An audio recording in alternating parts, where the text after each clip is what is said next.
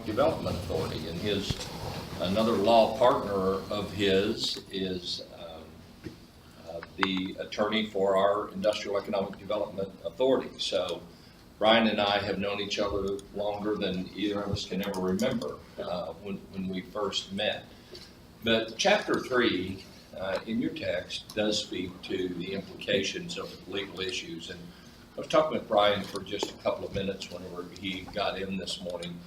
And whenever I came to Tulsa Public Schools as superintendent in the fall of 2008, looming over everyone's head was a lawsuit against charter schools. Now, I have come to grips with charter schools, and we probably will talk about that some. I've come to grips that charters can serve a purpose in an urban district where sometimes breaking up into smaller settings, and I'm not here to philosophize about charters, but to make the point, and I have a long history of people believing that I am in opposition, including my wife, to charters. But I did come to grips with it, and I believe under local control, if that's what a school board wants to do and their superintendent, that they can serve a purpose. I will say being superintendent in Tulsa Public certainly changed my view on the world, because it was vastly different from Claremore and Oologah, where I held my first two superintendencies. But the point that I want to make is that when I came to Tulsa, there was a lawsuit by the Tulsa Public Schools Board of Education against the state of Oklahoma on charters. And before I ever came here, I mean, I read the Tulsa World every day. I can tell you that TPS and Rosenstein, Fist, and Ringgold were getting hammered over that lawsuit. How much money are you spending? Letters to the editor. Sometimes you have to make decisions about how people perceive the school. And this was killing TPS. And very difficult for me to work with the board behind the scenes. It surely couldn't be out in public about the difficulties that this lawsuit was causing us. So you have legal issues that absolutely impact your community relations. I always bring an attorney. Today it's either going to be Eric Wade or Bryon Drummond, period, because they're both so very experienced and they connect so well with my classes. When we bring in a speaker, they expect you to be interactive with them. Those of you who have had me in class know that. Ask questions, stop, interrupt, doesn't matter. I really appreciate the fact that this guy who I have so much respect and personal like for would come up on a rainy Saturday morning at 9 o'clock to interact with the doctorate level class. So you're very fortunate to have Bryon here with you today. So I am pleased to introduce to you my good friend Bryon Drummond, and I'm going to run and get him a bottle of water while he starts. Don't say anything negative about me while I won't say anything. As he said, stop me as we go. I'm here to help you, so we can have a discussion. We can talk about things, whatever.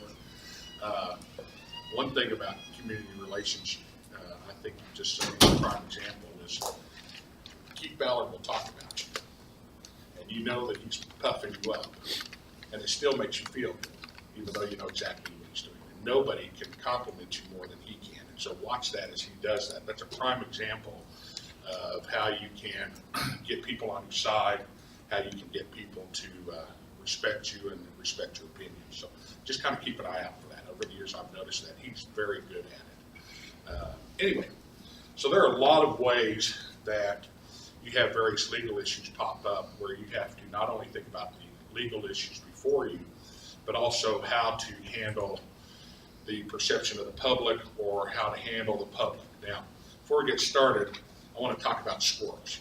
And I'm not talking about the tree rats. Every school or every town will have at least one squirrel. And a squirrel is a two-legged person that has too much time on their hands, who never heard a conspiracy theory they didn't believe, and typically they're on disability. And squirrels will cause you more problems than anybody else in your community. Now, sometimes, unfortunately, you'll have squirrels on your board, and so you'll have to deal with it. And so whenever you're dealing with the public, typically you try to figure out, how's the squirrel going to react to this? Or how am I going to deal with the squirrel about this? So what are some various areas where this pops up? Well, the first thing is, and I'm sure you've discussed this, the administration of your school and your Board of Education is the public face of the school district. And so however the public perceives you, they're going to transfer that to the school. And so because of that, you as administrators, superintendents, need to be seen as open, willing to listen, willing to discuss issues genuinely. Keith and I were talking about a particular superintendent who I will not mention, who is one of the best superintendents when it comes to finance. It's one of the best superintendents when it comes to wanting to do what's right for children, who is one of the best when it comes to figuring out how to restructure things to improve the education. But he has horrible interpersonal skills. He comes off as abrasive, arrogant, my way or the highway. And so because of that, over the years, he's retired now, he's moved around. And there's several of those guys and gals around. And so the perception the public has of you will have a great impact on how they perceive your school district. So let's talk about some various areas where you have legal issues pop up and you're interacting with the public. The first one is going to be at board meetings. Now, the Oklahoma, as you're aware, Oklahoma's adopted what's called the Open Meeting Act. And basically it's intended to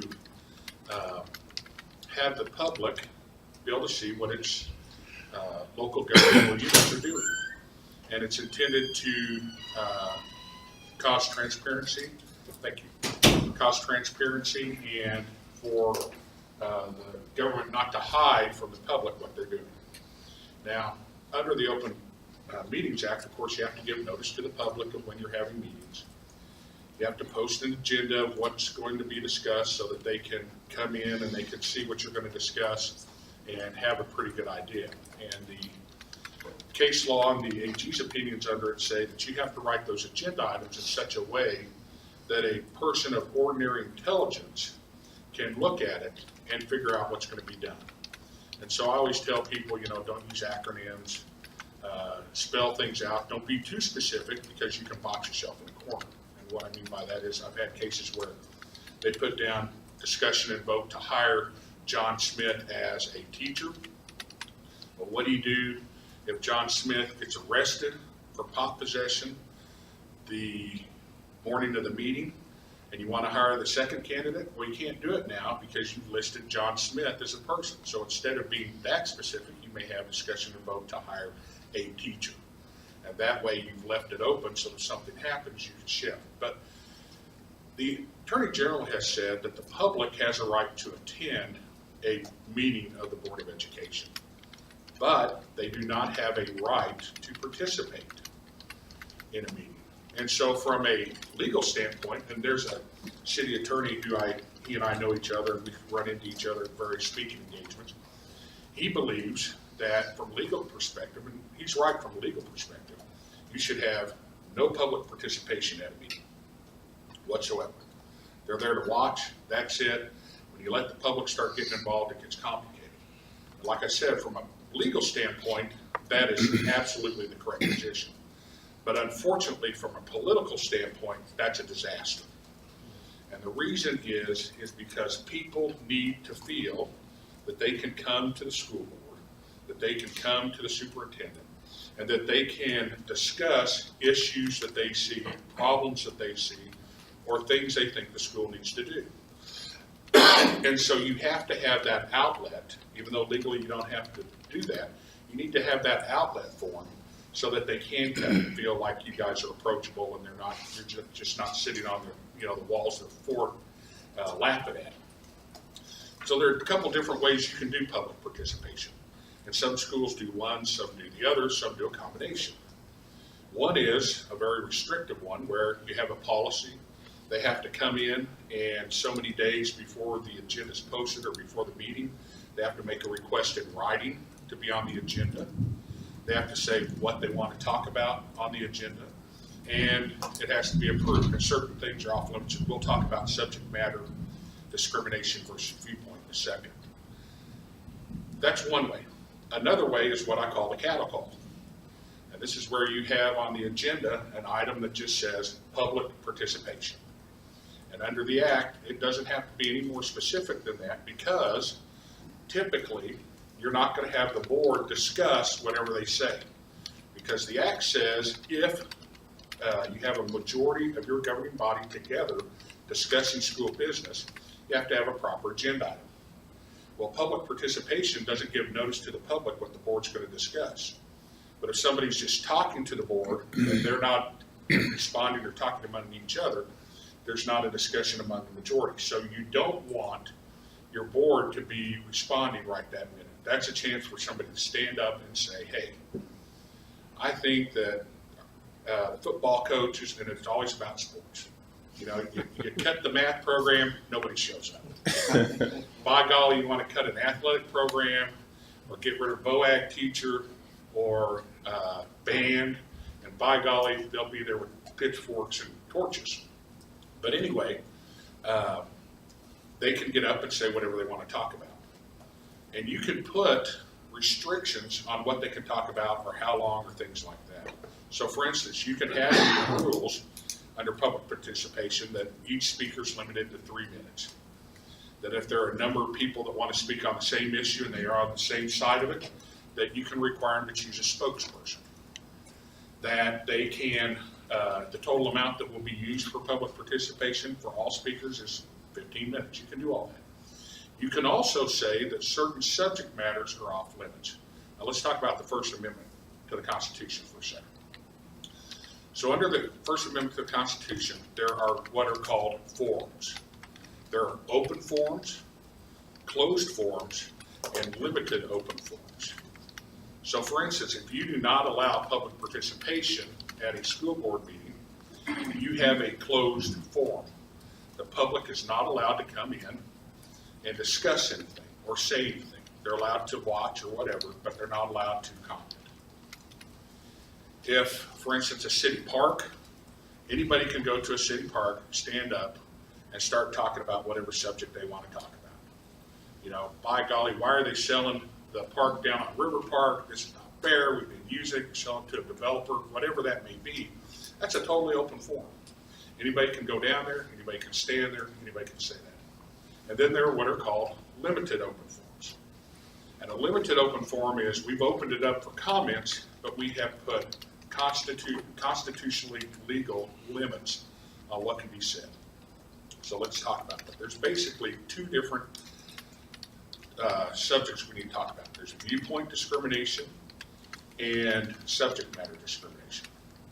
Subject matter discrimination is where you say, we're opening up this forum, but you can only talk about these things or these things are off limits. So for instance, some schools will say, during public participation, you can only comment on an item that's on the agenda.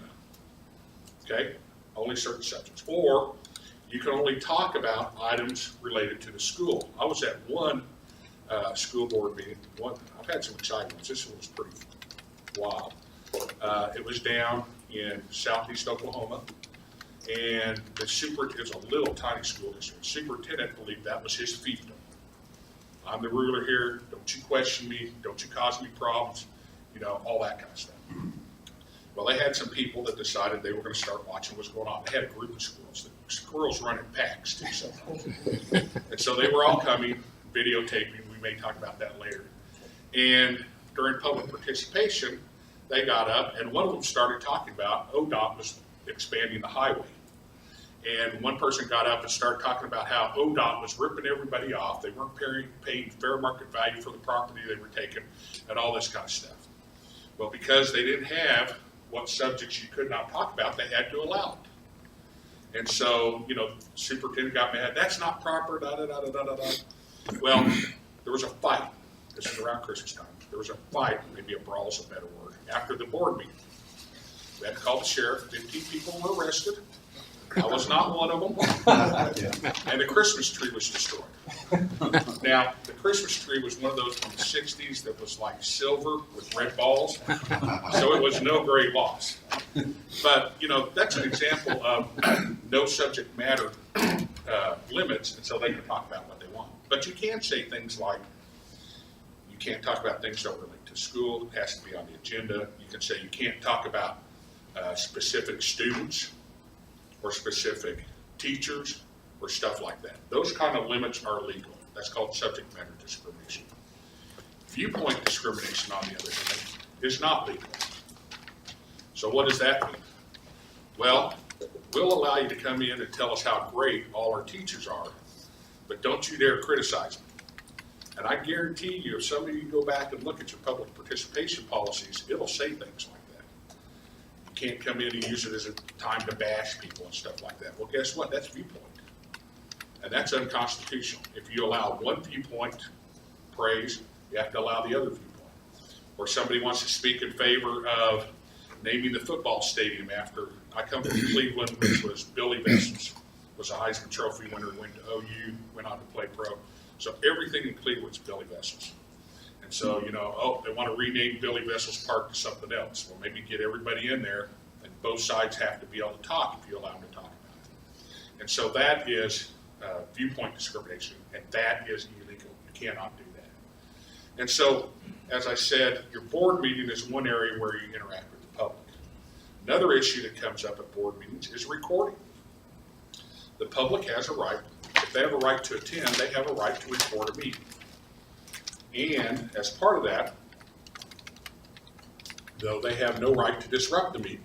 So once again, you can put restrictions on where they can be. And television crews sometimes can be difficult, but they've been doing this long enough, they've learned.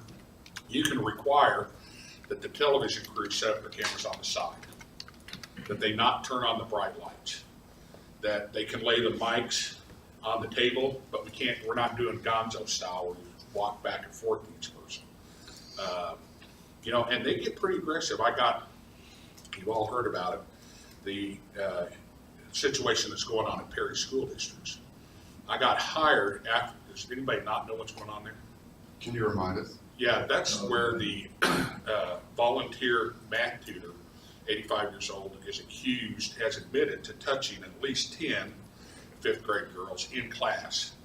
And the assistant police chief says he believes up to 22.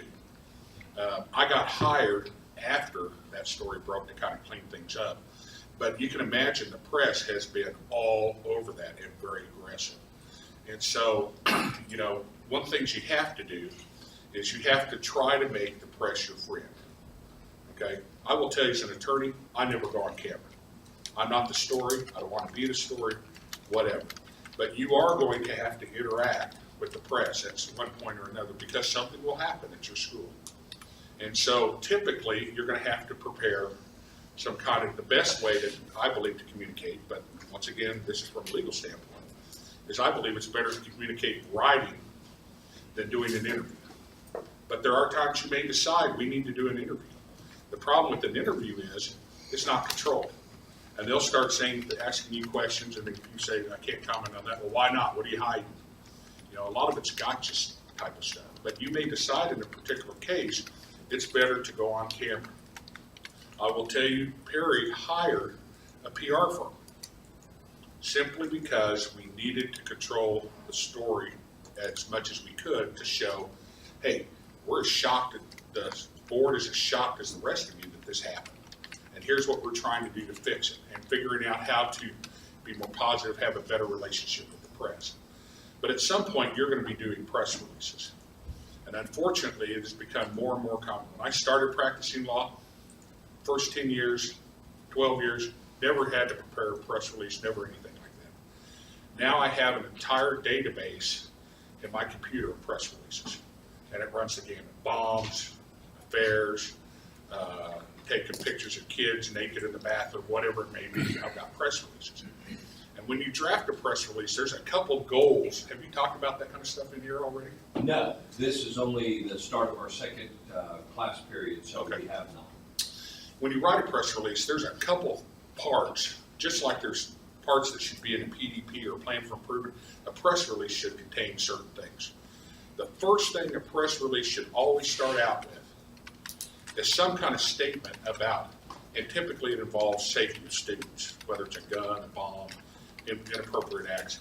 But the first thing you should always start out with is some kind of statement about how the safety of our students is our top priority, or we do everything we can to provide a safe environment, or something along that line, expressing to the public that this is what your goal is, this is what your mission is, this is what you're trying to do. The next thing you've got to do, and remember, part of the problem you have in a lot of these is you've got minors, so you can't mention names.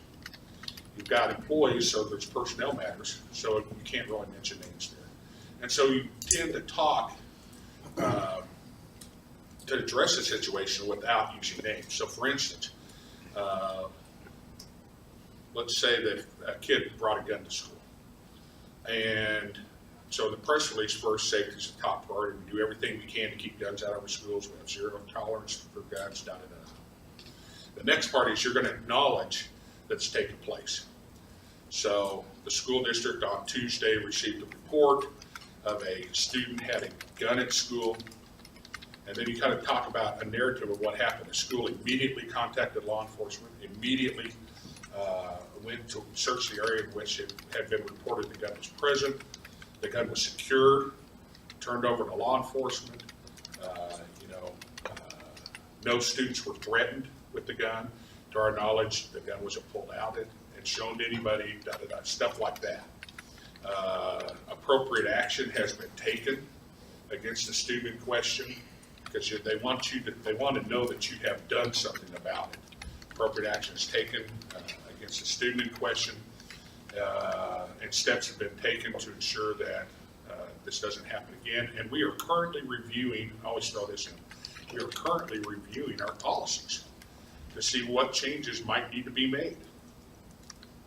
And then you'll have some statement about cooperating with law enforcement, yeah. So if it's a false report, would you still do a press release? If people are calling in saying something's happening and then you investigate it and find out that it wasn't true, do you still send out a press release saying that somebody did call in? And that's going to be a judgment call. I will tell you, I had happened in Cleveland, where I live, where there was a report that two kids had made a threat that they were going to come to school the next day and shoot the place up. And the police, we have a great working relationship because I'm the city attorney there and also the school attorney.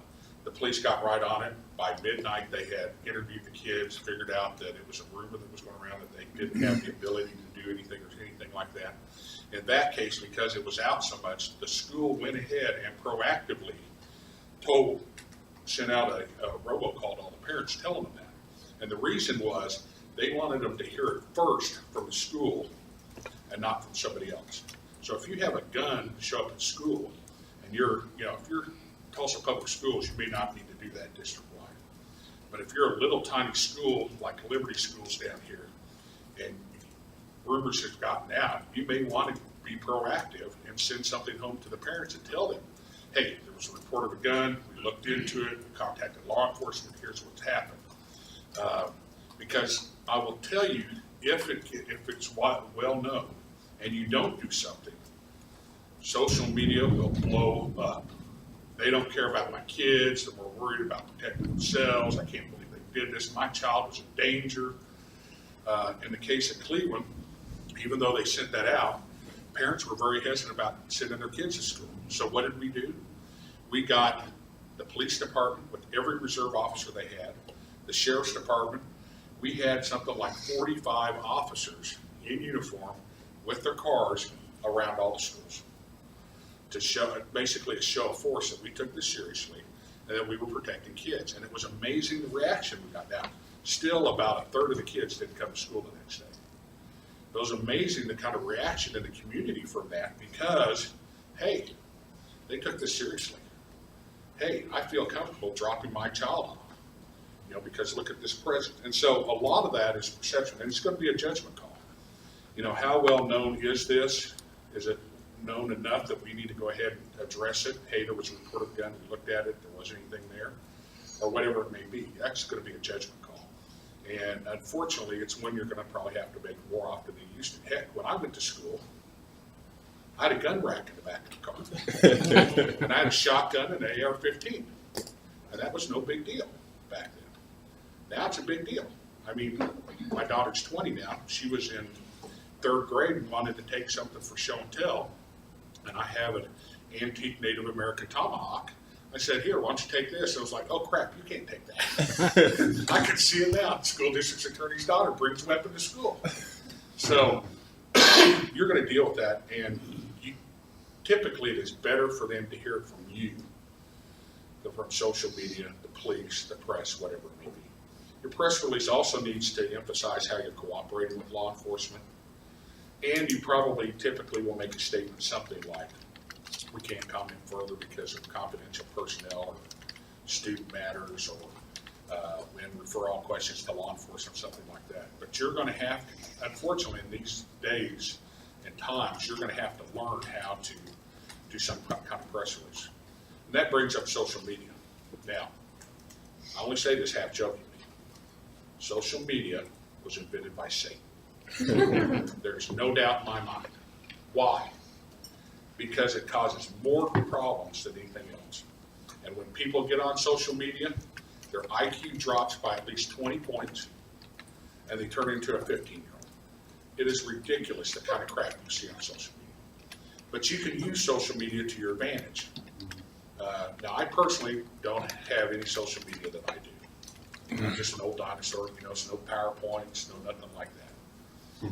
But your school probably should have a social media presence, whether it's a Facebook page, whether it's some kind of website or whatever. And the thing you need to remember is, once again, I would suggest, at least on your Facebook page, you make it a closed forum. You don't allow the public to come in and make comments. Let me give you some extreme examples I've had happen. School had a Facebook page, they had it open. They decided, we want to hear from people, all that kind of stuff. Well, of course, some little smart-ass kid went out and put porn on the school district's website. Okay? So that's a prime example why you want to close the forum. You can have a place where they can click and comment to whoever handles the site or something like that, but you want to use your Facebook page as a go-to page to push information out. Here are the upcoming events, here's what's going on. I also think it's a good idea for teachers to have their, or a particular building, have their official page where you put, here are the assignments that we're doing, here's what's going on, that kind of stuff. But once again, think about the implications if you open it up.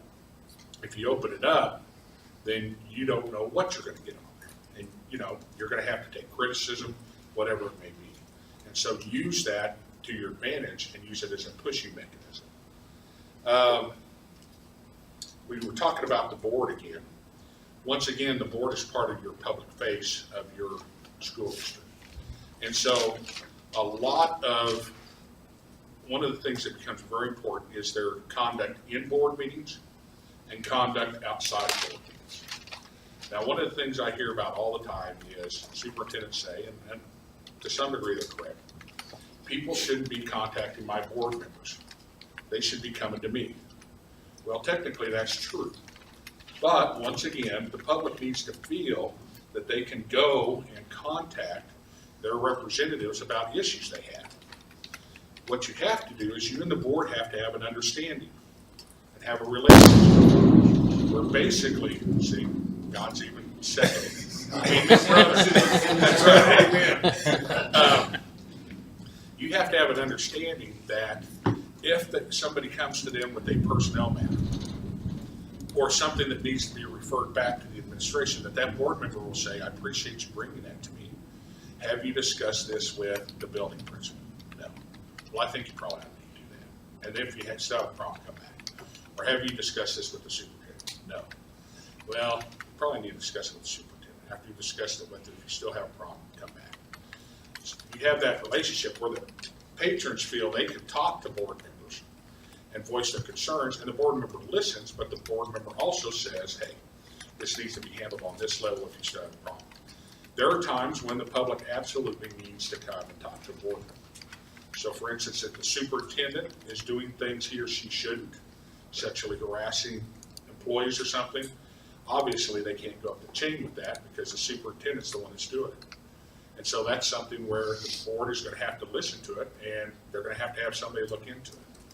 Or if it's gone up through the chain to the superintendent and they're still not happy, well, then maybe they need to go to a board member, the board member discuss it with you. And maybe the board member can smooth it out. It may be as simple as, I went and talked to the superintendent or the principal, and they just sat there like this and didn't listen to a thing I said, or didn't take my concerns seriously. That's why I say you have to be seen as open, willing to take criticism, willing to discuss things.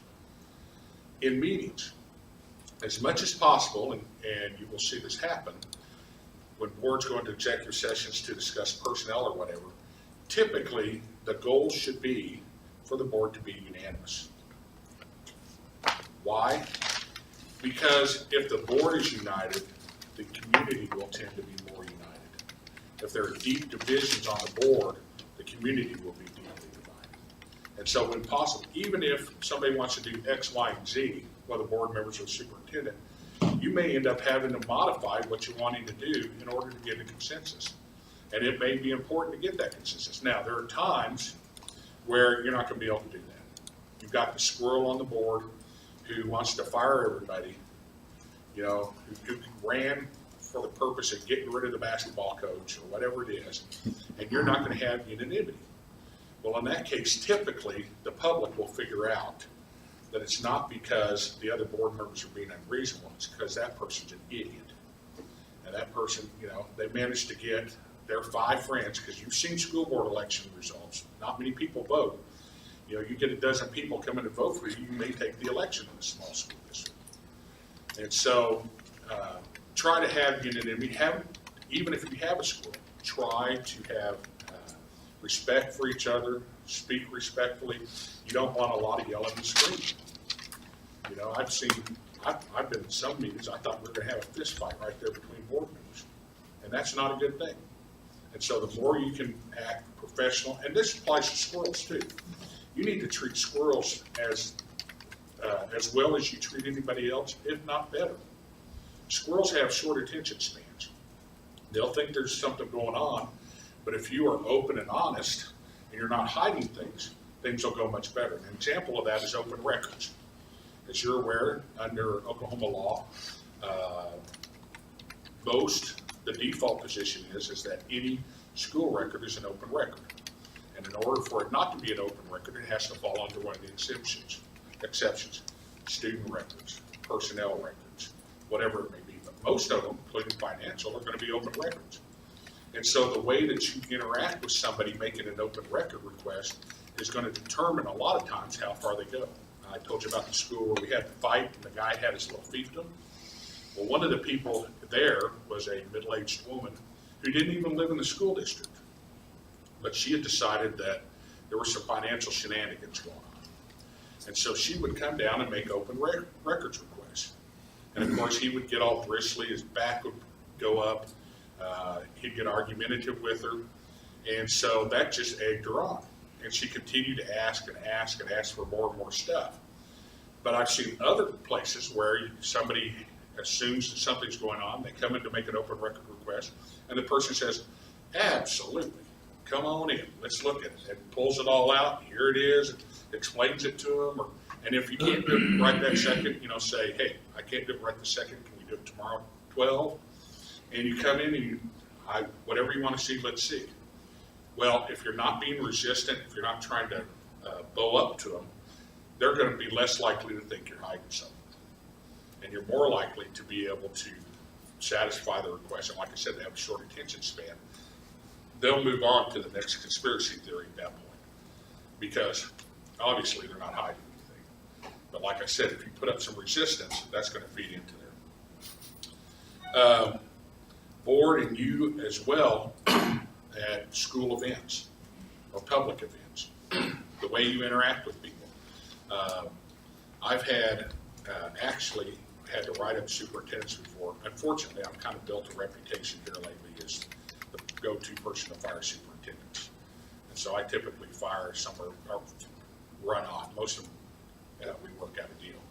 But I typically run off somewhere between 8 and 15, 20 a year. In fact, I ran one off last month.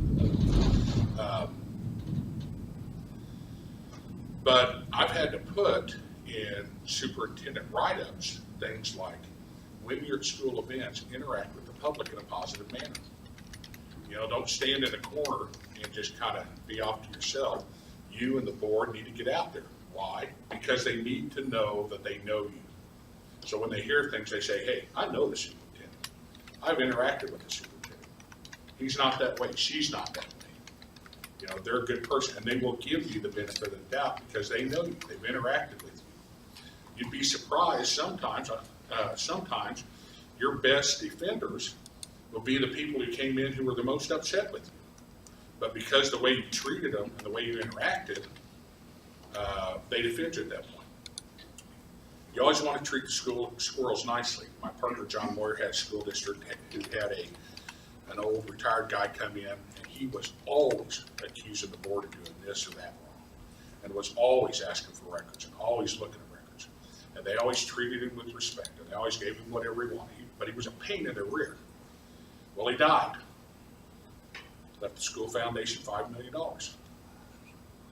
So, you know, the way you treat people, and what John Moyer told me about Bell Over, the way you treat people may have an impact. You know, squirrel may be rich. Squirrel may be looking for somebody to give his money to, and he wants to make sure you're going to use it right, not abuse it. And so, once again, you have to treat everybody the same. You also need to avoid any action that could be perceived as what I call is avoid the very appearance of evil. So, for instance, your board members, when they're at events, when they're in the community, even though the Open Meeting Act only applies when the majority's together discussing school business, if you have a 5-member board and there's 3 of them sitting together at the coffee shop, everybody's going to assume they're discussing school business, even though they may be discussing how crappy cattle prices are right now, or how we need more rain for the wheat harvest, or whatever it may be. But you need to be aware of that perception. The other thing is, you need to look professional. You know, when somebody comes in to talk to you, John Moyer said to me one time, when you're going to board meetings, you need to have the lawyer's uniform on. They're paying a lot of money for you to be there, and they expect you to look a certain way when you're coming to their board meeting. And it's the same with you. Your dress needs to be professional so that they see that you have that authority, that mantle of authority. Let's see.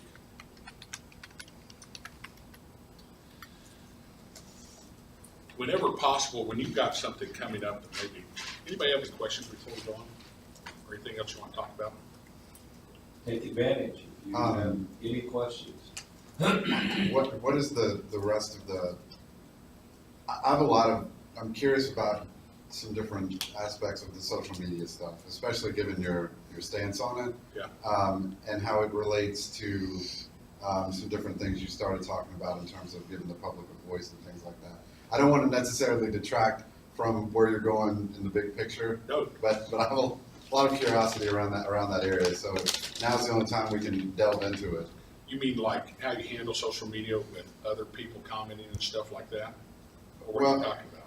Well, I think you could probably write a thesis on its impact. I mean, honestly, there's a lot of layers. But in particular, you said, you know, people need to feel like they have a voice. They need to feel like what they have to say is important to the district.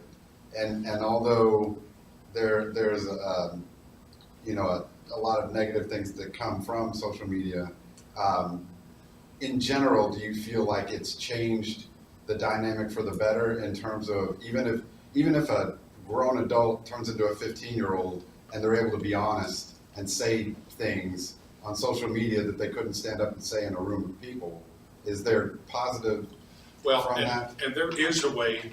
I'll give you an example. Cleveland, of course, they have their official website, the city does and the school does, and they don't allow comments. It's basically a propaganda machine. Here's what's going on, here's what we're doing, that kind of stuff. But there have been private individuals, in fact, there's one site in particular where private individuals created a site. They call it Cleveland Now. And you have to ask to be on it, and typically they let anybody get on it until you break the rules. Because they're not a governmental entity, they can police what kind of comments can be put on there. And they allow a free discussion. But what they don't allow is cursing, inappropriate pictures, stuff like that. And so they are able to have on that side and control it. Whereas if we had it on the school, we would not be able to control it like that. But if you, for instance, and that has been very good for the community, because people will post things on there, they're upset about something, and an actual discussion takes place. Or if somebody gets out of line, you know, it's like peer pressure. Come on, what are you talking about? That's ridiculous. I was there, here's what happened, that's not the way it happened, that sort of thing. But the problem you have is, like I said, is because you're a government, the First Amendment doesn't apply to them, so they can viewpoint discriminate, they can do whatever. The problem you have as a school is you're limited by what you can and can't do to control the narrative on the website. Now, as a whole, I think like everything else, social media, there are good aspects and bad aspects. And from my viewpoint, I see, and maybe it's just like, you know, I had to tell myself that I deal with the horrible 0.5% of teachers. That not all teachers are bad, not all teachers are having sex with kids, not all teachers are hitting kids or whatever it is. I had to tell myself that because of my profession, I see the worst of the worst, that they're not all like that. And that may be why my perception of social media, because when I hear about social media, it's not about the good things. It's about all the bad things that are going on. And that brings up another point. If you're going to be an administrator or superintendent, you better have a thick skin. And you better be prepared to be personally criticized and called all kinds of things and say that you're embezzling money or whatever. And if you don't have the ability to let that roll off your back, maybe you need to rethink about trying to be a superintendent or principal, because that is part of the job, and you just got to put up with it. And I get calls all the time. Sometimes I feel like a therapist. I get calls from superintendents all the time who are upset because of comments that have been made about them or their spouse. And I have to tell them, you are and I don't, you guys have probably gone through this before, but under the First Amendment, you know, there are slander and libel laws. That if you say something that is false about somebody, they can sue you and collect damages. Well, it's a little different for you when you become a principal or superintendent, because you become what's called a public official. You are a representative or an example of the governmental unit itself. And therefore, there is a higher standard for you to be able to hold somebody liable if they say something false about you. And it's called, it came out of a case called Sullivan versus New York Times. And basically under that case, if you are a public official, in order for you to successfully sue somebody and hold them liable for a comment they made about you, you have to prove one of two things.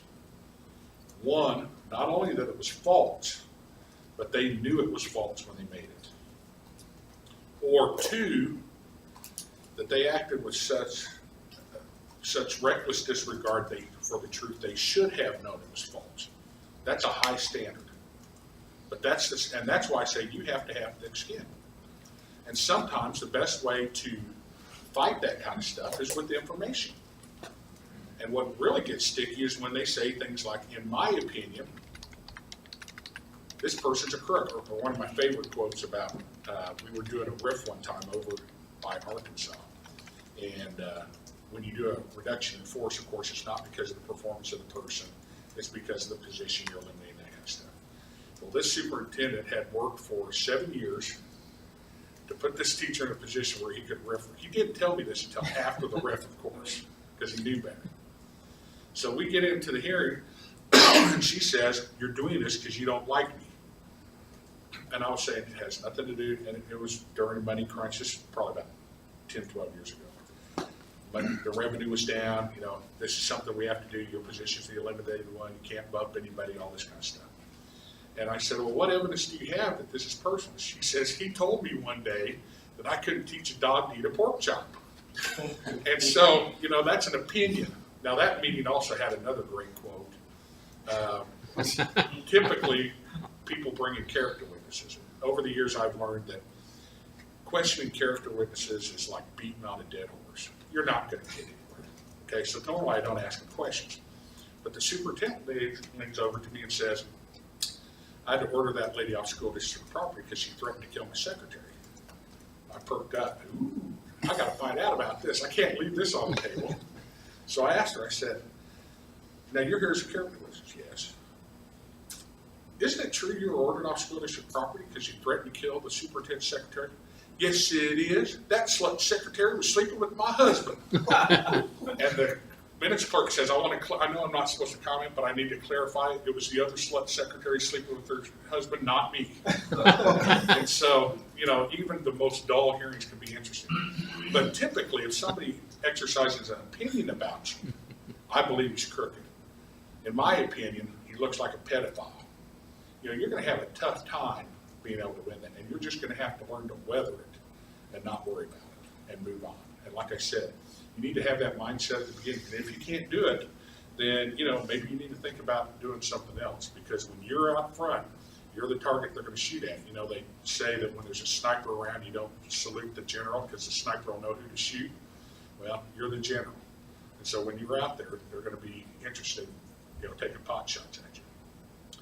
Now, whenever you're getting ready to do something in a school, whatever it is, something that might be controversial, something that's going to be a hot topic in the public, you need to think about what the public impact's going to be or how you're going to plan to do it.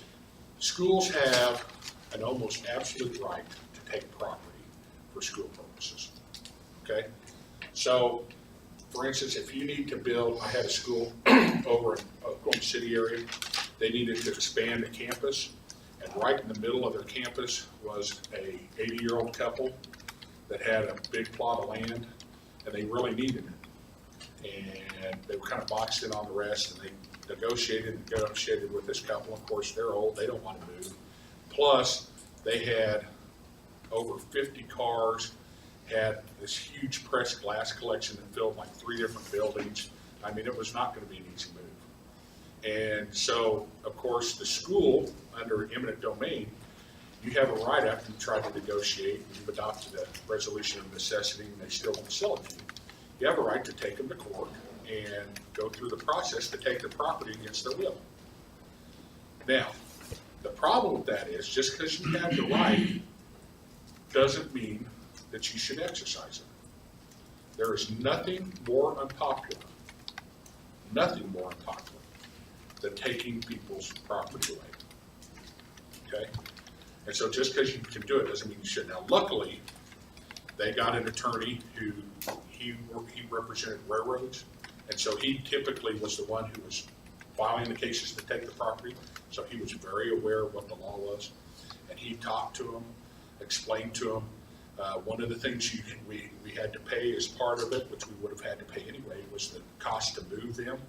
It cost $80,000 to move them because of all the vehicles, all the stuff they had. And we even paid them a little bit more, and I've told clients this all the time. It's worth paying a premium for the property to avoid having to go to court, because the press will kill you. It will get out. They stole that property from them. I've got a city, I represent about 9 cities. I've got a city where the neighbors to the cemetery are still mad because the city needed to expand the cemetery and they wouldn't sell property to them, so they took it. And that was 35 years ago, and they're still holding a grudge. Now, so be careful when you do it. I will tell you to show you what authority you have to take property.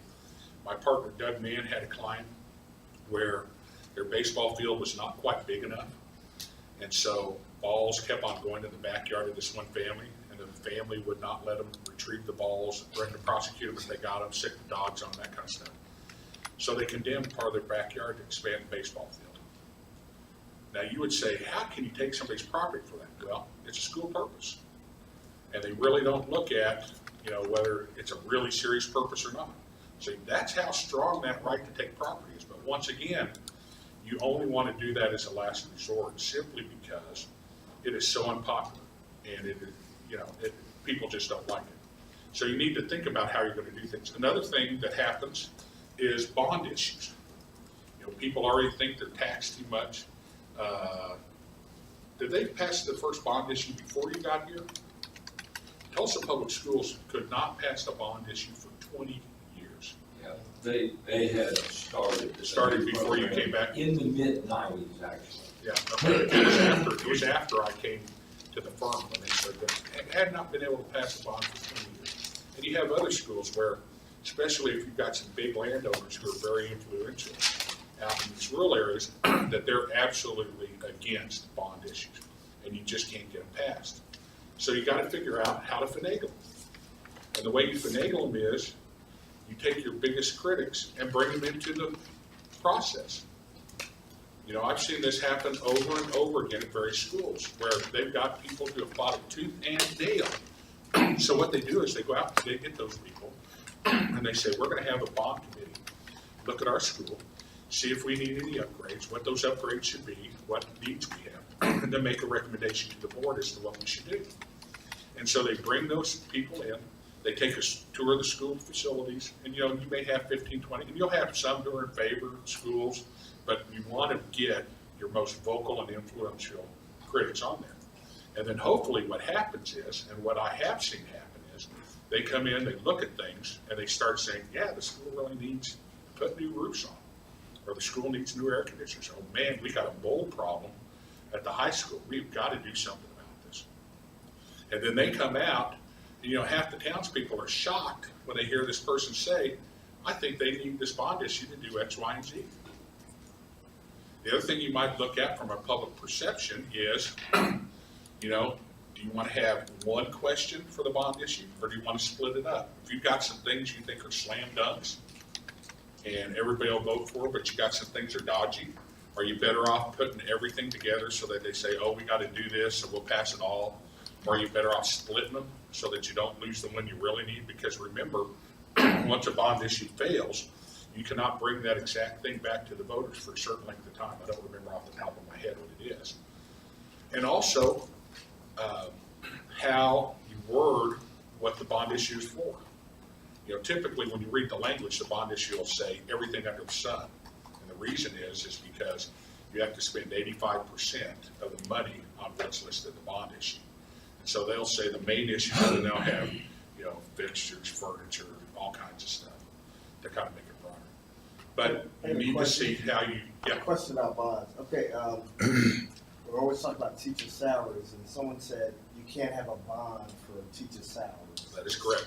Is that a law or? Yeah, in fact, as you're aware, there are three different types of funds for a school. There's a general fund, there's a building fund, and then there's a sinking fund. General fund is basically where all the tax revenue, most of the ad valorem comes in, state aid and stuff, and it's basically used, and the statute defines what each of those funds can be used for. So general fund typically will be teacher salaries, cafeteria workers, you know, electric, gas, all that stuff. Building fund, oh, and there's a restriction on general funds that you can't use over $25,000 for public improvements unless you're bonded, and then you're only limited to a certain amount. And teachers got that passed because they didn't want you using their money to build things. Building fund, statute specifies things you can use it for. Building maintenance, so you can use custodians, you can use it for internet, insurance, buses, stuff like that. Sinking fund basically is any judgments you have go on the sinking fund. They raise the ad valorem tax, and the money goes into the sinking fund and then pays the judgments out over 3 years. Bond funds are restricted. Bond funds are restricted to basically infrastructure. You can buy buses with them, buildings, stuff like that, but you can't use it for salaries. And you wouldn't want to use it for salaries, and here's why. A salary is a reoccurring expense. So let's say that your salaries, and I'm not a finance person by any stretch of imagination. I went to law school, so I didn't have to do finance. But anyway, your salaries, let's say, for all your teachers is $100,000. Well, of course, they get a step increase. So the next year, it's not $100,000, it's $110,000 or whatever it may be. And so that's an expense that's going to be there each and every year. That's why if your carryover is starting to go down, you've got to cut your reoccurring expenses so that your carryover can go up, or you don't eat up all your carryover, because you are prohibited by law from deficit spending. You cannot go into debt. It's a great curse, but it is also a great blessing that keeps schools from going into debt. But salaries, once again, that's a reoccurring expense. And so why would you do a bond issue for 3 years for a reoccurring expense? What are you going to do after that? I will tell you, one of the most brilliant things somebody came up with in the last 20 years was stacking bond issues. Typically, a bond issue is only for 3 years. And some of these small school districts didn't have the bonding capacity to build a building because it was so small. Well, if you stack them, what they do is they pass 3 or 4 different bonds. One goes for 3 years, the next one kicks in the next 3 years, and then the next one kicks in, the next one kicks in. And that allows them to get enough money to build stuff. It's a brilliant idea, and it's really worked out well. Is it constitutional? Probably, but hopefully it never gets challenged and gets declared unconstitutional because it's been such a boon. But anyway, those are the kind of things you need to think of. Now, when it comes to bond issues, you are prohibited by law from telling the public to vote yes or no. Okay? The statute, and it's in the general powers of the school board is where this is located. The statute says that you can give information about bond issues, but you cannot advocate yes or no. So what does that mean? What can you say? And let me tell you, I got some creative superintendents out there. They really put me through my paces. So for instance, you can put together a fact sheet that says, here are all the things we're going to do with the bond money. We're going to build a new 3rd grade center. We're going to buy some new buses. We need handicap buses. Our buses are 12 years old. We've got a mold problem at the high school, so we're going to do this to correct it. You're not saying vote yes or no, you're giving information. You do videos. I've seen videos of this stuff. One of the most creative things I saw, which I got to tell you, I had to think about for a second, was that there was a school over, it's the same one that had to pay $80,000 to move a little couple. They're growing so fast that they have to keep building and building. And they had an elementary school that was, I think it was only K through 3 or maybe it was 3 through 6, that was crowded and they needed expanded. So what did they do? They got every kid out in front of the building and they had a drone up high so you couldn't individually identify the kids and showed all the kids in relationship to the building. And when you saw that, it was like, oh crap, how did they fit all those kids in there? And once again, it was a way to show it in a positive manner. Hard to say that they're skewing things, to let the public know that this is something we really need. And of course, you will have, typically, hopefully your parent-teacher organization or some individuals in the public create a private group that goes out and actually says, vote yes, vote no, whatever. And so you can't do that, but you get some group behind you to do it, your PTO, whatever it may be. You can also send flyers home or put it on your website or robocalls that say things like, don't forget to vote on Tuesday, such and such a date. That's when the election takes place or something like that. So you can do a lot of things up to saying vote yes, vote no. Any questions? Anything else you think we ought to talk about? This is a really good presentation. Unless you've been a superintendent or are a superintendent or an active administrator, you just can't really realize how valuable this presentation is. I'm going to do something on bond issues, but I'm just sitting here thinking he's giving you the perfect advice, and everything that he has said today absolutely ties into community relations. And I personally have taken 3 pages of notes. Not that I don't know anything that he said, because I do know and have had experience with everything he said. But it was said so well that I'm going to follow up over the course of the class. Now, he doesn't have all morning, he has a little bit of time. Who has a question or a comment for you? David. How far can you go on the fact sheet? So an example might be, it's one thing to say, we're going to build a 3rd grade center. It's another thing to say, it would be so helpful to have this money to build the 3rd grade center because. I don't think I'd say that. What I would say is, here's the issue we have, and here's how the bond issue would address it. It's kind of in the, and that's where this one superintendent, he's a very good superintendent. And he really likes to push the edge. And so we'll have discussions about, well, let's change that a little bit so it doesn't quite look like yes or no. If he ever gets sued, I'm going to say, he didn't say vote yes. Show me where it says vote yes. Now you're implying it, But you gotta be careful. It's a dance. It's a kabuki dance, you know, how far can you go and kind of position yourselves and that kind of stuff. I am going to chime in here and say the best advice that he gave you is the advice that I used, particularly later in my career, 2/3 of the schools that I was in, outside money.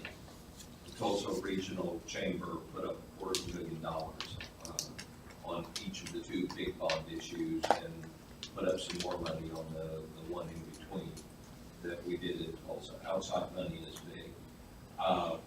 It's a dance, that's right. I'll just give you two pieces of advice.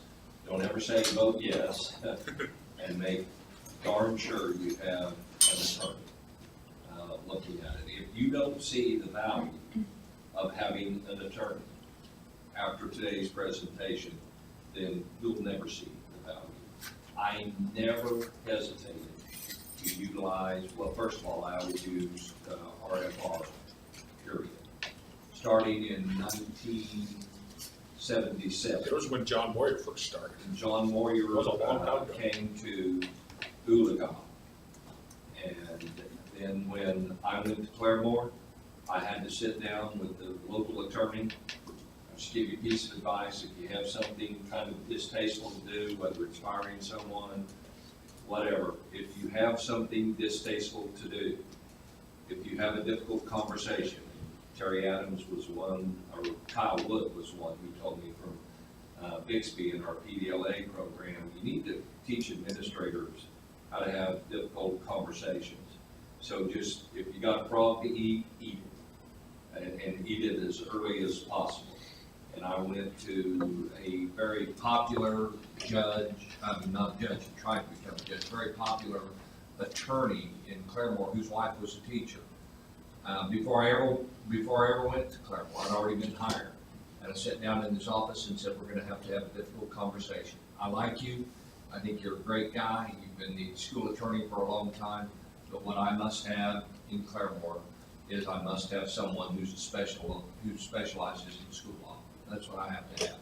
Now, we'll continue to use you if there are contracts or some area, and my attorney that I'm bringing in, the school attorney, not mine, the school attorney that I'm bringing in is aware of that, and we will try and utilize your expertise and your community connections.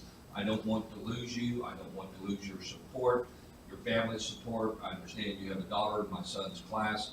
I want us to have a great relationship, but speak of the team, and I have to have an attorney. And so that was in Claremore. And so I brought John Moyer with me from Oologah because Moyer was the longtime attorney in Oologah, and he was there the last 6 years that I was superintendent. And I took him to Claremore, and then when I went to the State School Boards Association, I made him of counsel, which made the attorneys that were there, they're pretty good attorneys, a little bit unhappy, but that's all right. He was my of counsel. And then whenever I came to Tulsa, I had Doug Mann. It's one of the reasons that I bring Bryon, or I also will utilize Eric, because they make such a good impression with folks. And, you know, you don't know where you're going to end up. You don't know, Randy's the superintendent right now today. And he told me before class started, I'm looking forward to meeting Bryon Drummond because we've talked on the phone several times. So I don't want to keep belaboring that point, but you can't afford not to have an attorney. You cannot afford not to have an attorney who specializes. So in bond issues, yeah, I think I would probably come under the category of highly creative superintendent who pushed the limits to get bond issues passed, but I had an attorney sitting right at my side the entire time. Other questions for? Well, I was just going to have you speak a little more to, I mean, you talked about board members and overactive board members, and we talked with Dr. Giss some in our last class about governance versus management, and I'm just curious how you deal. I'm sure you see, I mean, I hear some stories around the state of boards that interview teachers before they hire them and things that aren't. Well, not only that. How do you deal with that, or how do you train them? Maybe Dr. Ballard can speak to that too. How do you train them to do appropriate things and respond appropriately? What do you do if they don't? Well, do that? that can be difficult. I had a board, one of the most extreme examples I ever saw is had a board member who kept on accusing everybody of stealing money, including the financial clerk. And she had some other issues going on in her life, but I I believe this was a tipping point, she eventually committed suicide. Because he was so horrible to her. That's a big problem, is board members that go out and get out of line. One of the ways you can combat that is education. So you send them to training, stuff like that. Maybe you have, OSSBA has a whole board training with them coming. That helps sometimes. Another strategy you use is, I tell superintendents if they're having board issues, you need to have whoever's the most respected, level-headed, center of gravity on the board, go talk to that board member. You know, you as the superintendent need to be careful chastising a board member. They are one part of your boss. And to be honest, if you're having board issues, maybe the board needs to address that among themselves. You still have to treat that board member with respect. I've survived a lot of board changes over the years, and part of it is because I'm a straight shooter and I treat everybody with respect. But that can be very difficult. If you have one that totally gets out of control, there was a board member for one of my partners, John Moyer's client, who he was actually going to employees, female employees, and saying, if you'll start having an affair with me, I'll make sure that you get this position. Now that, I had never had that happen, never seen that happen anyplace, where you flat out promised a position. And he had about 12 women take him up on it. And when the board found out about it, of course, shocked. What can we do? And so they did what I call the nuclear option. You can't kick a board member off. There are only certain grounds you can get rid of a board member. They die, they move out, convicted of felony, things like that. And so they did what I call the nuclear option, which is the most they could do, which is they passed a resolution in open session, basically censoring him, and went on to say, we do not approve of this, we disavow it, we call upon him to stop and resign, we direct all employees of the school district not to have any contact with him, that if he tries to talk to you, you're to report it.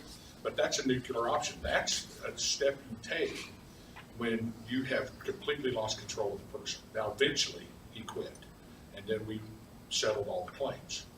But typically, I tell them, you try education. Some of it's just pure ignorance. They don't know what they can and can't do. Then you try to let the board members talk to them and see if they can get out of control, get them under control. And typically, that'll work. But sometimes they're just so far out there, and you've tried everything, that you have to take some public stance so that everybody knows. And you tell them before you do it, if you keep this up, you're going to force us to do this. We're going to have to embarrass you in public. I was thinking that Quita deal, the guy that was. That's another one. Oh, that was a mess. Yeah. Yeah. Are you serving at the pleasure of the superintendent or the school board? And where do you, when that gets in the middle of things, which side are you working on? I represent the school district through its Board of Education. I only work with the superintendent in his or her official capacity as superintendent. And I frequently have had this, and if push comes to shove, I'm with the board. And that's why, I end up firing a lot of superintendents. And I will have, superintendents will ask me, in fact, I had a conversation this week where a superintendent is being, somebody made a false complaint against them with the police and it's being investigated. And I told the superintendent, I tell superintendents this all the time, I need to inform you up front, I am the board's attorney. I do not represent you. I only work with you in your official capacity. And I told that one, I can't advise you as to how to handle this criminal matter. You need to get your own attorney and talk to that attorney about what you can and can't do. And some of the toughest conversations I have are with, I've had to have conversations about leaving employment with a lot of superintendents I like.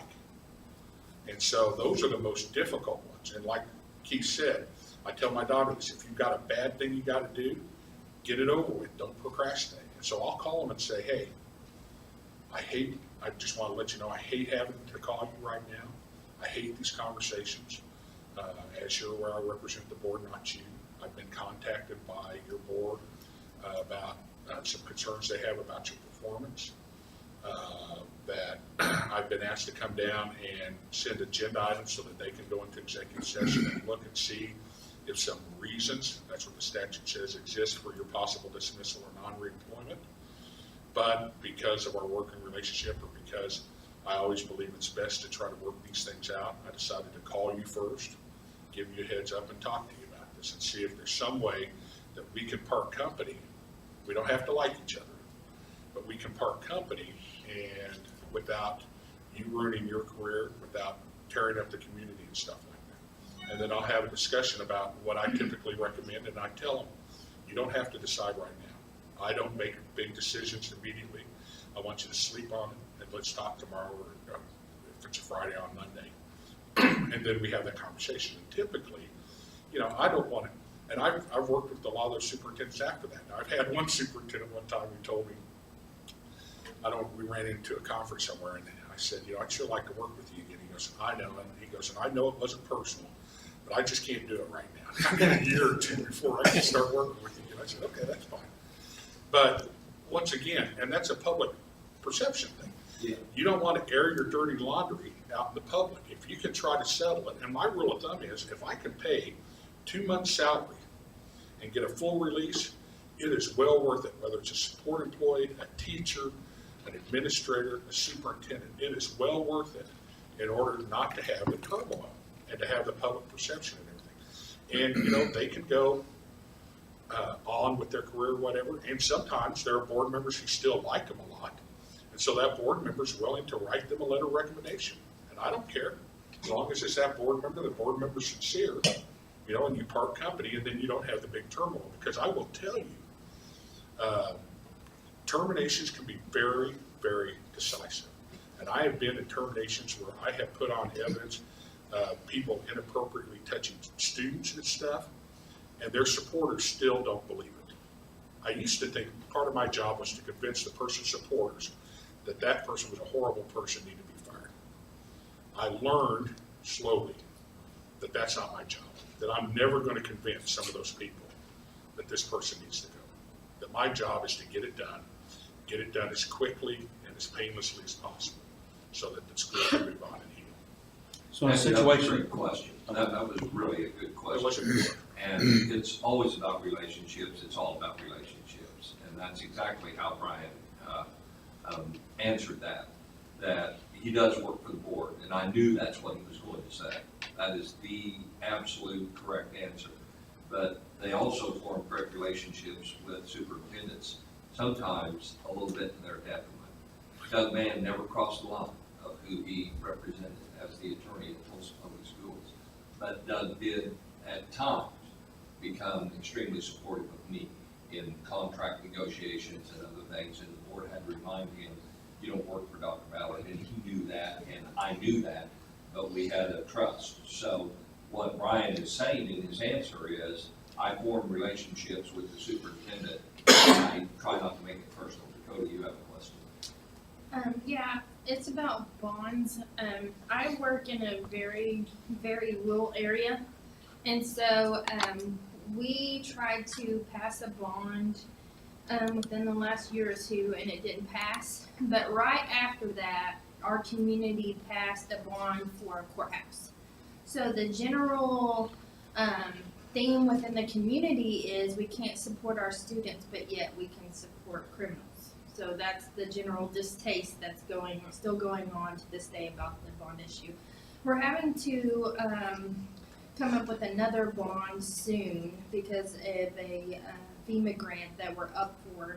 And like I said, I work in a very rural area, and we have 7 independent feeder schools that feed into our district. And so, like me, I live in the Marietta district, so I can't even vote for the Stillwell district and vice versa. So a lot of our teachers live in those rural areas, and a lot of people live in those rural areas. Have you had any experience with that at all? Like what? Well, and that's the problem with being in a dependent district, is that a lot of times you don't have impact on schools that might affect you one way or the other. And once again, you just got to figure out, you got to do an autopsy and try to figure out why the bond issue failed, and then push against it, and then see what you can do. Maybe it was you didn't have enough turnout. You have some people that will come out and vote. My grandmother, God rest her soul, she died last year at 97. She told me, I am never, ever, ever, ever, ever voting for a tax increase of any kind. I don't care what it's for. It can be to save the little babies. I'm not voting for it, okay? And she was a very adamant voter. Every time she went to every election. Well, maybe part of the problem was she didn't get enough supporters out. Or maybe it was the way you sold her, maybe what you were doing, the public didn't know it was an issue. So the first thing you gotta do is do an autopsy and figure out why it failed to the best of your ability, and then address that. And it may be, like I said, you've got some vocal critics out there, so maybe you need to bring the critics in to the process to form the next bond issue, and see if you can get them to get on board. And I will be doing a section on bond issues at the end of this class. We will be doing one. And I have to say with total humility, I don't really know of anybody who's had as much experience with bond issues as I have. Yeah, I've and failed you've them, done some I've big ones. passed them. I've quite a record on it. Can you talk a little bit about when people are politically campaigning, what their presence can be on a school, what kind of information, especially since a lot of teachers and educators are starting to get into politics, what's kind of allowable on a campus versus unallowable? I actually had a call about that this one too. There's a special election going on over in the Oklahoma City area, same school in this city, where they're filling a state legislative seat. And the superintendent called me and said that one of the candidates was a teacher, but for whatever reason he dropped out. He says, I want to have a candidate for him at school to have these people come and talk. Well, the problem is you cannot allow campaigning per se on school district property. They can't be posting signs. They can't be coming and handing out literature. They can't be doing things like that. You can't take a position on candidates as a school official. But in this case, what he wants to do and what we decided he could do, and let me tell you, I talked to all my partners before we did this, is we decided that, yeah, if he wants to have a forum for the entire community, just have it at school. They are going to invite every candidate, no matter how obscure the candidate may be. Anybody who is registered, they're going to have. They're going to give each candidate 2 to 5 minutes at the start or at the end to say what they believe. They are going to, like I said, invite everybody. They're not going to do it during school hours while teachers are on duty. And they are going to have a list of questions related to schools that they're going to ask each candidate.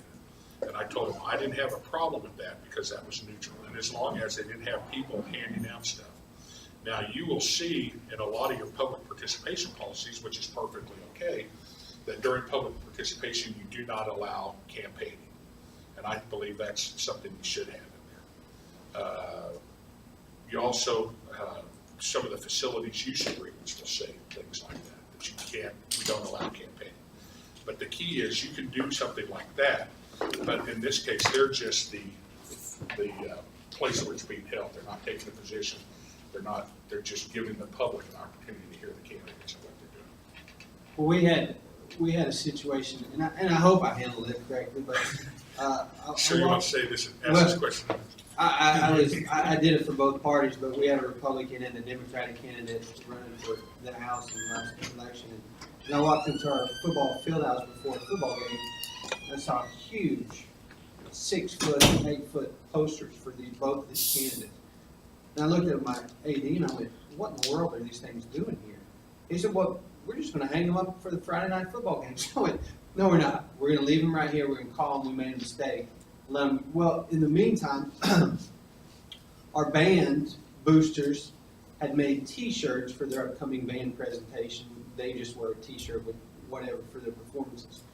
On the back, 30 different sponsors. One of them to include one of those political people as well. And so I made them go back and they had them put a little mascot over the top of that. I said, listen, folks, we can't campaign. But the reality was both of those candidates were pretty fired up with me about saying no. And one of them even called the Ethics Commission and then called me back, I shouldn't say they called me back claiming, hey, I called the Ethics Commission, and they say there's nothing wrong with that. And I said, well, I don't answer to the Ethics Commission, I answer to what I can do on my campus, and school law says we can't do this. But even the politicians will try and push their agenda onto the schools. No doubt about it. I've had situations where they have a sponsor, literally each football game they had a sponsor for the football game. And so the politician wanted to sponsor the football game. I said, luckily, they had a provision in there. You need to have a policy is what it is. You have a policy that says that we don't allow this subject matter discrimination, and then you're okay. But yeah, that's when it gets dicey. And, you know, the signs being posted, I don't like that, especially if you don't allow other signs. On the t-shirt, if it was one of many, that's a closer call. But I probably would have erred on the side of not doing it. It's just like the Confederate flag issue. I got 3 calls about Confederate flags on the last week of school. And, you know, the question I asked them was, do you want to be able to remove it, or do you want to leave it to not have the problem? And 2 wanted to get rid of it. 1 said, hey, if I do this, it is going to cause an uproar. And luckily, he hadn't had any complaints. Nobody had said anything about it. And I said, okay, but if somebody complains, you're going to have to remove it.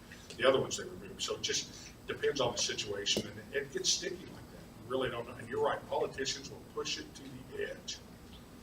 That's a really good example, Randy, and a part of this is how you explain it.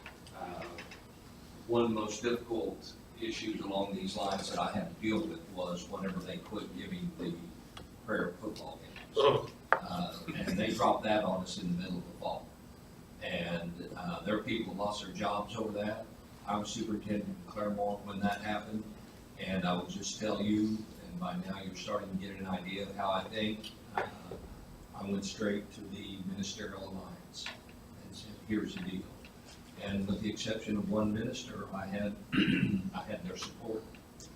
And we figured out something that was acceptable to everyone. But if I just would have said, no praying, that's, you know, we've got Lee versus Wiseman, no praying, it would have been much more difficult. I totally, as a superintendent, totally agree with the advice that your attorney just gave you.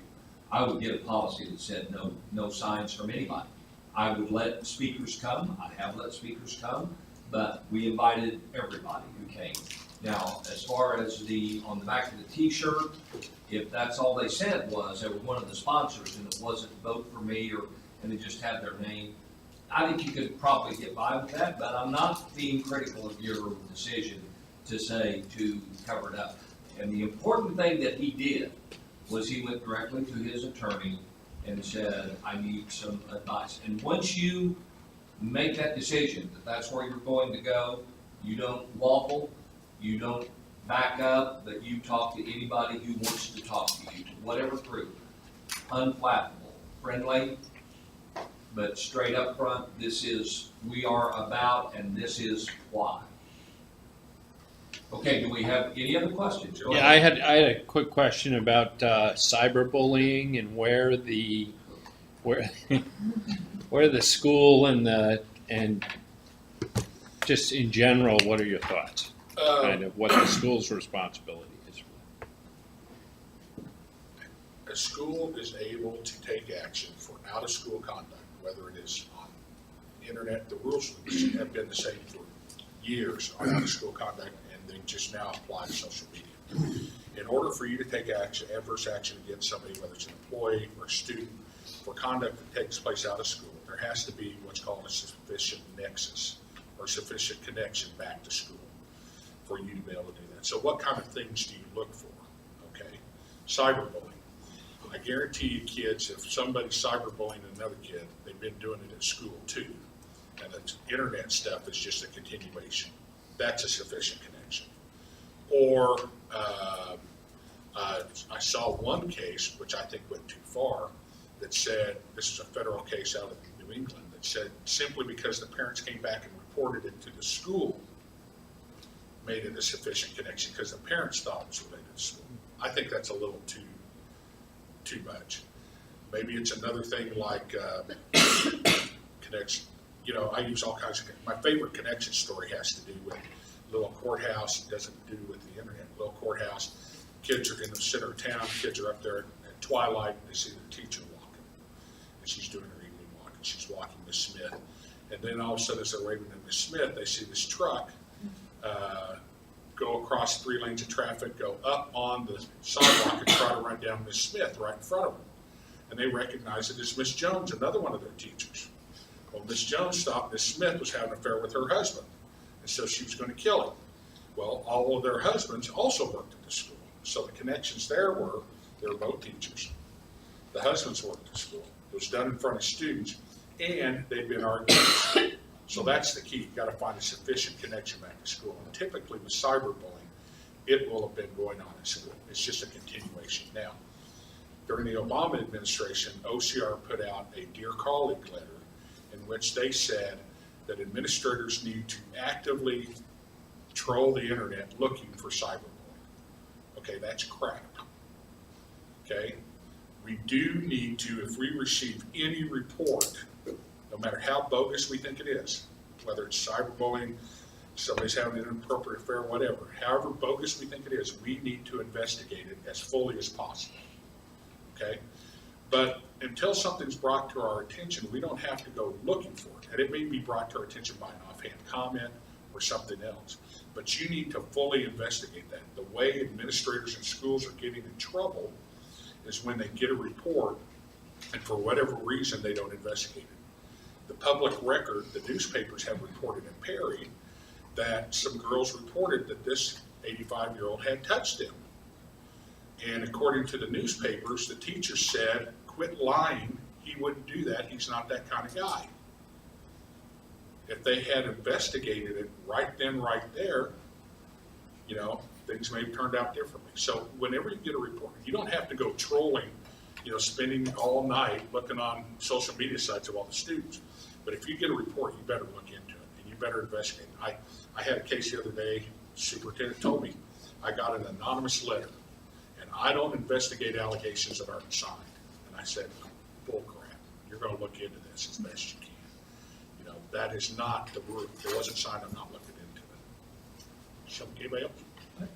You have time? No, we're about out of time, so go ahead, we'll take one last question. At the beginning, you talked about open meetings. How does that affect executive session and board meetings? Well, you're allowed to go into executive session and discuss certain items that are listed in the statute. And typically, that is not open to the public. What you have to do is make it specific enough so they know what you're going to discuss. So if you're going in there to discuss, you either have to name the person by name or the position. So if you're going in to discuss the football coach, you have to list the football coach. But, you know, if you're going into executive session on some item that's pretty straightforward and you're in there for several hours, the public's going to think that you're saying something you shouldn't. And I will tell you, I've been in executive sessions and I keep a tight rein on what they say in there because the board gets in there and they think it's a free-for-all, some of them. And in fact, there's somebody being prosecuted right now, as I recall, because they were in executive session and the news reporter was sitting outside in the hallway and could hear what they were talking about, and it was not on the agenda. And so once again, if you're going into executive session all the time and in there for hours and hours, they're going to assume either you're hiding stuff or you're talking about other things you shouldn't be. Yeah, that's really true. And it really is up to the board president and the superintendent to say, I think we're going too far here. And I've done that. Yep. On many occasions. I think we're just going too far. And this is really not a reason.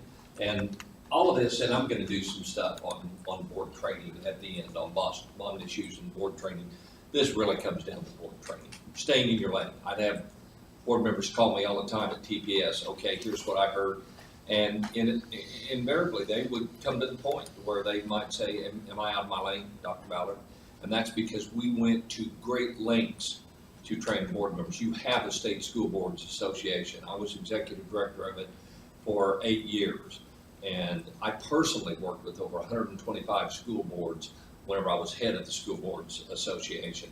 So as a superintendent, you have to assume that role. So Mr. Drummond came to, it doesn't get any better than this. I mean, you surely recognize that. Came at 9 o'clock this morning and gave us an hour and a half. And you were very interactive with him, and I appreciate that. All we can say is let's take a quick break. We've got a lot of ground to cover. We're going to quit loafing in this class. Except for the pregnant lady, she gets fast. She doesn't have to work. Hello.